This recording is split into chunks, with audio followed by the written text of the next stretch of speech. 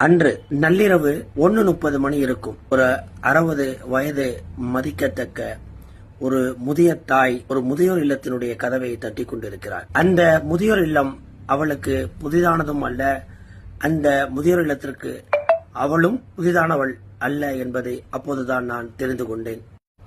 அவ்வப்போது பிள்ளை ஊருக்கு வரும்பொழுதெல்லாம் இந்த தாய் முதியோர் இல்லத்திலிருந்து தன் மகனோடு வீட்டிற்கு சென்று நேரங்களை கழித்துவிட்டு மகன் மீண்டும் ஊர் திரும்பிய பின்னால் இவளும் முதியோர் இல்லத்திற்கு வருவதை வழக்கமாக வைத்திருந்தாள்.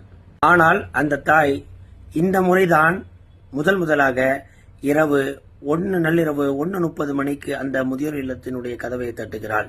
அவளுக்கு தெரியும், நாம் ஒரு தவறான நேரத்தில் தான் இந்த முதியோர் இல்லத்திற்கு வந்திருக்கிறோம், இது நள்ளிரவு 1:30 மணி என்று.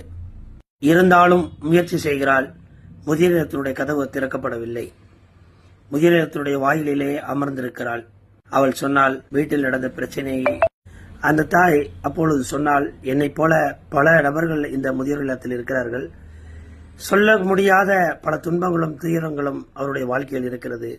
எங்களுக்குள்ளால் பேசிக்கொள்வோம், எங்களுக்குள்ளாரே நாங்கள் அழுது கொள்வோம், போலியாக வெளியில் சிரித்துக் கொள்வோம் என்று.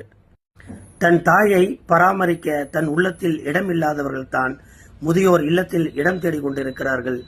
காலம்தான் இவர்களுக்கு பதில் சொல்லும்.